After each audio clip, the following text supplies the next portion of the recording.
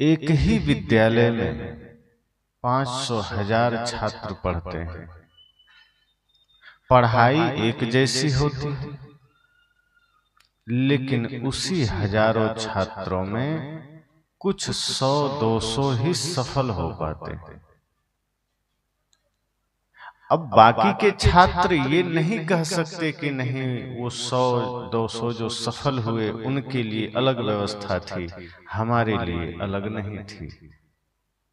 हम पढ़ाई के वजह से असफल हो गए, बल्कि वो ये कह सकते हैं कि हम अपनी कमियों से असफल हुए। इसी तरह से सत्संग जब होता है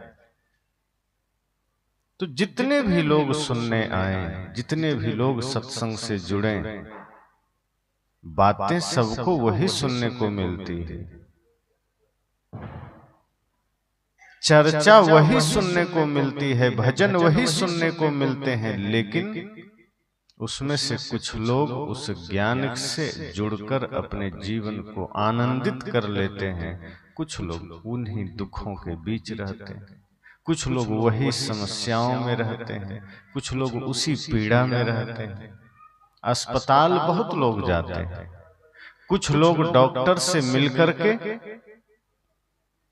अपने शरीर को स्वस्थ कर लेते हैं, क्योंकि डॉक्टर जिस तरह से हमें बताते हैं कि नियम का ध्यान रखना, संयम का ध्यान रखना। अब कोई आदमी बीमार है तो आप सब भी जानते हैं कि आधी बीमारी तो संयम से ठीक हो जाती है। अब कोई आदमी डॉक्टर के बताए अनुसार संयम ना करे, डॉक्टर ने कहा कि दवा तो लेना है, साथ साथ भोजन का ध्यान रखना, अधिक अधिक तेल मसाला न खाना, नशा न करना, मांस मछली अंडा न खाना। अब वो आदमी डॉक्टर की बात ना माने, दवा खूब खाए, लेकिन कोई संयम नहीं, कोई नियम नहीं, तो आप जानते हैं कि दवा काम नहीं करती है और फिर रोग बढ़ता चला जाता है। तो डॉक्टर के पास जाते बहुत लोग हैं, लेकिन जो संयम के साथ चिकित्सा करता है, जो संयम के साथ दवा लेता है, वो स्वस्थ हो जाता है। इसी तरह से जो व्यक्ति सत्संग में आता है, वो संत गुरुजनों की बातों को सुन करके उन बातों के अनुसार अपने जीवन को साधता है, अपने जीवन को पवित्र करता है, उसका उद्धार हो जाता है, वो भवसागर पार हो जाता है।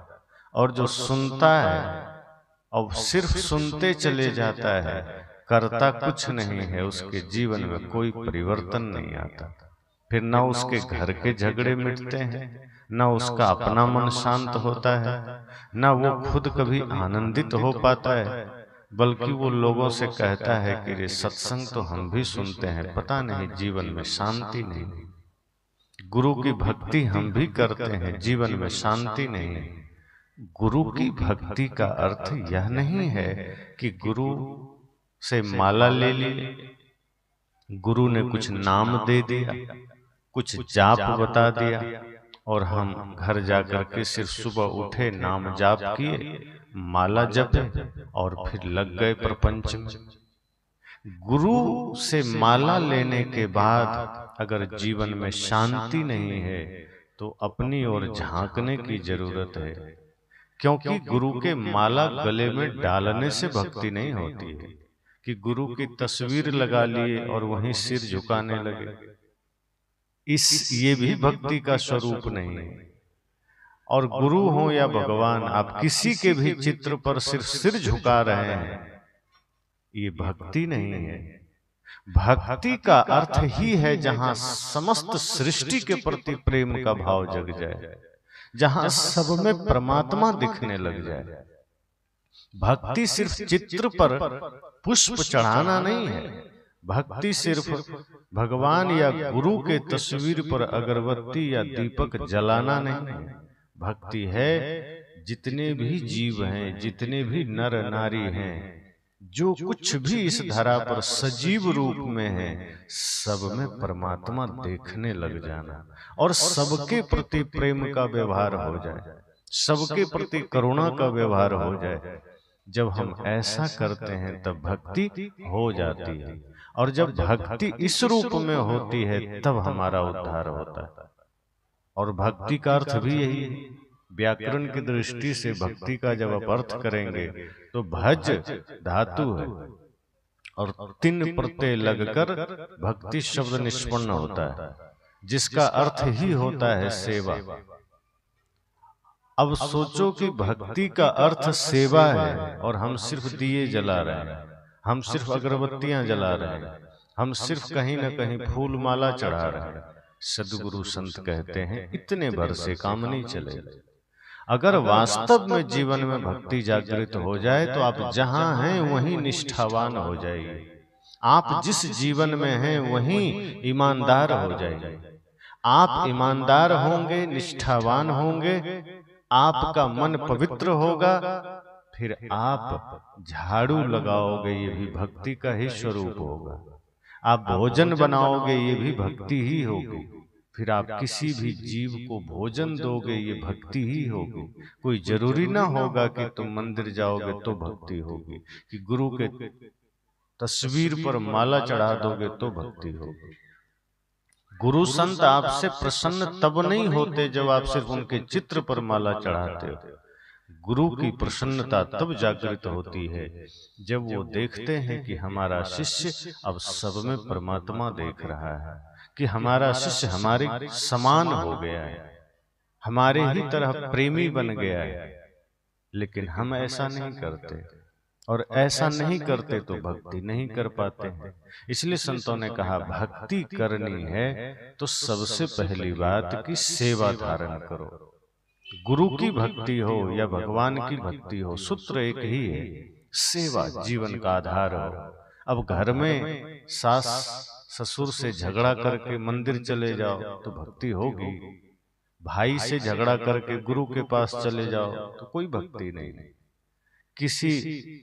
कोई भूखा जीव तुम्हारे द्वार पर बैठा है, कोई भी हो, गाय बैल भैंस बकरी कोई भी हो, और उसे भोजन न दे करके मंदिर चले जाओ पूरा भोजन व्यंजन वहां चढ़ाने, तो भक्ति नहीं है। यही भक्ति के नाम पर पाखंड है।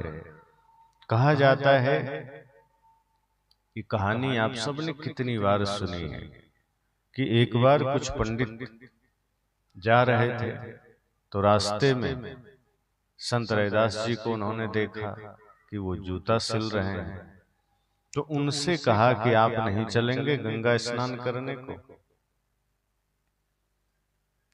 तो रैदास जी ने कहा मेरे पास तो समय नहीं है, मैं तो यहीं अपना काम करता हूं, जूता सिलता हूं, इसलिए मैं तो नहीं जा सकूंगा। तो ऐसा है, आप तो गंगा स्नान करिए ही, गंगा का पूजन करिए ही, मेरी ओर से भी गंगा माँ को भेंट चढ़ा दीजिएगा। कहा आप जाएंगे नहीं? कहा नहीं। तो भेंट चढ़ाने से क्या मतलब? कहा मेरा नाम लेके भेंट चढ़ाइएगा तो स्वीकार हो जाएगा। अब वो गए और नहाया धुलाया स्नान किया पंडितों ने। उसके बाद कोई वहां घटना न घटी, लेकिन संत रैदास जी ने उन लोगों से कहा था कि जब मेरी भेंट दीजिएगा तो गंगा माता अपने से ले तभी दीजिएगा, ऐसे पानी में मत डाल दीजिए। अब पंडितों को ये बात चुभ हो गई कि बड़ी गजब बात है, हम बरसों से गंगा नहाते हैं, अब बड़े भाव से नहाते हैं, आज तक गंगा माता साक्षात दर्शन नहीं दी कभी। ये जो कभी गंगा आता नहीं है, चमड़े का जूता सिल रहा है, उसकी बात गंगा मैया मान लेगी? ये आश्चर्य की बात है। तो रैदास जी ने कहा था कि तुम दे देना मेरा नाम लेकर के, अगर माँ हाथ निकाल कर ले ले तो देना, और अगर ना ले तो ना देना। तो पंडित भी सोचा कि देखते हैं कहीं ये बात झूठ है कि सच। तो नहाया धुलाया, गंगा माँ दर्शन नहीं दी। लेकिन जब रैदास जी के नाम से उनका भेंट देने को तैयार हुए तो देखते हैं कि एक बढ़िया चमकता हुआ हाथ निकला और भेंट स्वीकार कर लिया। पंडित तो हतप्रभ रह गए, कि हमारी भक्ति बेकार हो गई, इतने दिन से हमारी साधना बेकार हो गई, ये रैदास जी की बात मान ली और बदले में उधर से एक सोने का कंगन पकड़ा दिया। पंडितों को लोभ हो गया, सोचा इतना चमचमाता हुआ सोने का कंगन। अब वो चूंकि भेंट रैदास जी का था तो कंगन रैदास जी को ही देना था, क्योंकि माँ ने, गंगा माँ ने रैदास जी के लिए दिया था। लेकिन उन लोगों को लोभ जग गया और वो सोचता है पंडित साहब कि हम रैदास जी को नहीं देंगे। तब उसी समय वो सोचा क्यों ना हम राजा को दे दें, ये अद्भुत कंगन है, राजा को देंगे तो राजा प्रसन्न हो जाएंगे और हमें न जाने कितना उपहार दे देंगे।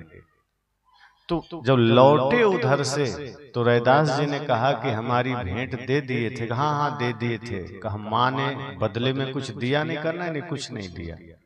अच्छा ठीक। पंडितों ने कंगन राजा को दे दिया। अब राजा भी क्या करते, पहनते थोड़े, तो उन्होंने अपनी पत्नी को दे दिया।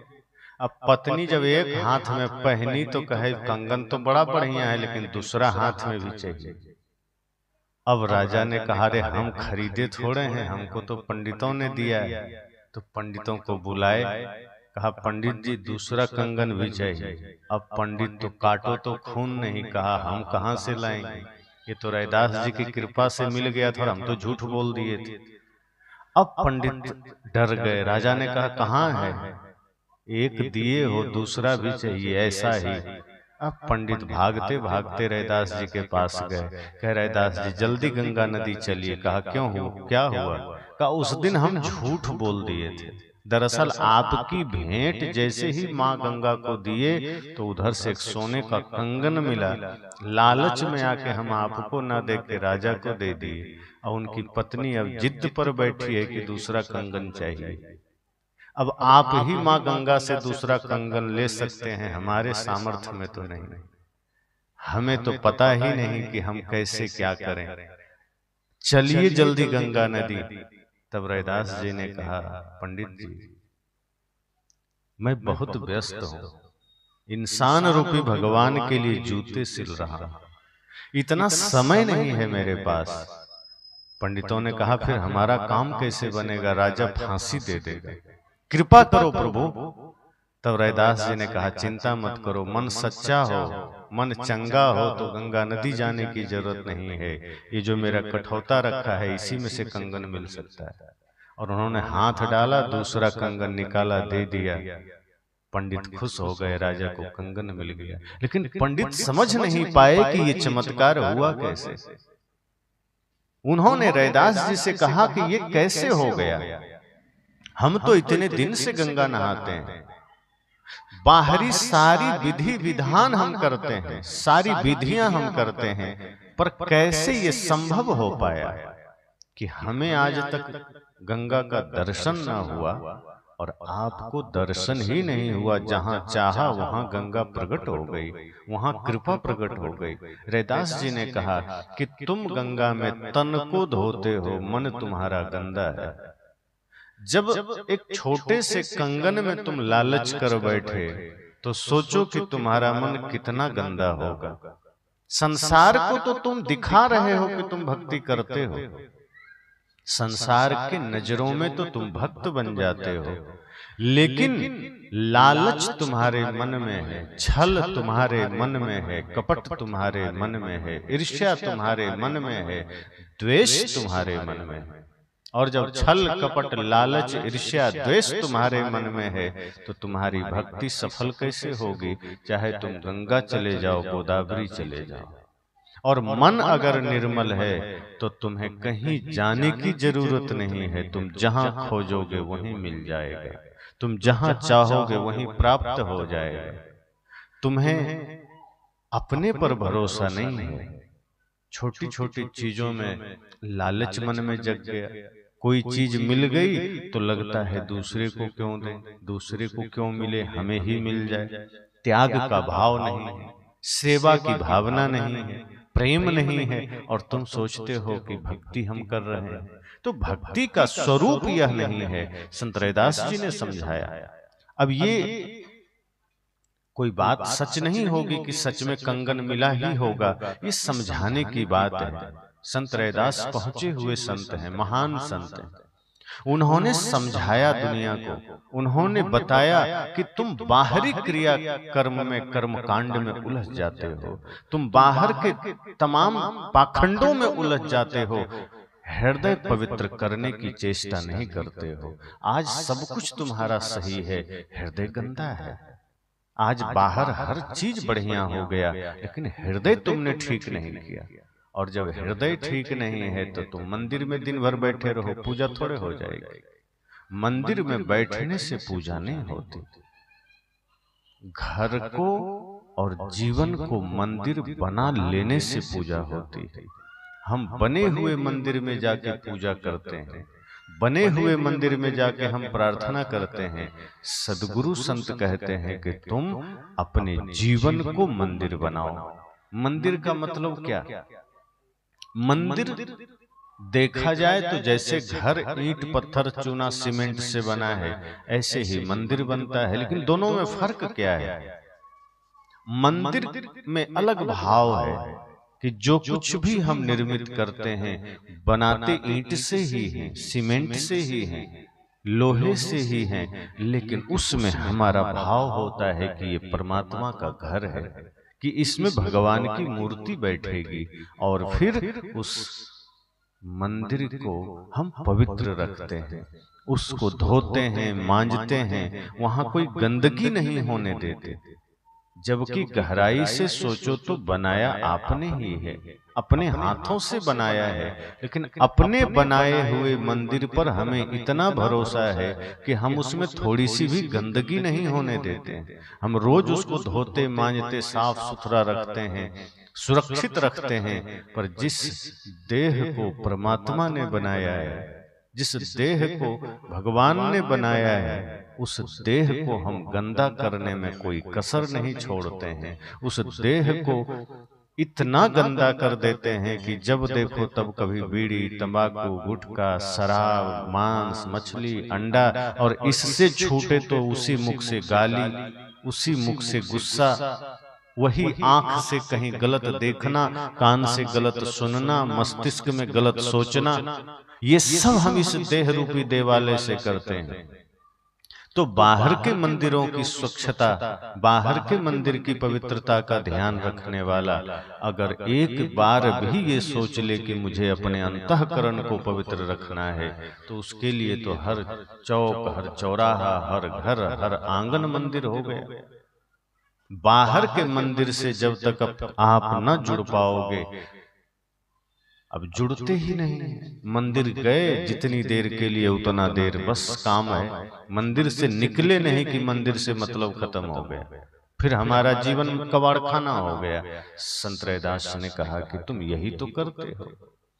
मंदिर जाते भी हो, गंगा जाते भी हो, तो तुम गंगा के लिए थोड़े जाते हो, मंदिर भगवान के लिए थोड़े जाते हो, तुम अपने स्वार्थ के लिए जाते हो, अपने लिए जाते हो कि हमें कुछ चाहिए, और भगवान से कुछ मांगने जाते हो। माँ गंगा में पाप धोने जाते हो। अभी सुन रहे थे महंत साहब ने कहा ना कि गंगा में पाप धोने जाते हो, गंगा के कल्याण के लिए नहीं जाते हो, वहां कचरा डालने के लिए जाते हो।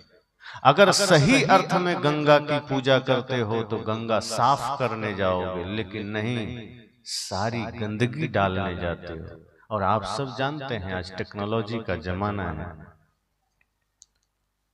दूसरे देशों की जो नदियां हैं उसको कोई माता नहीं मानता, लेकिन आप देखो तो उसका पानी पी सकते हो, फिल्टर पानी, साफ।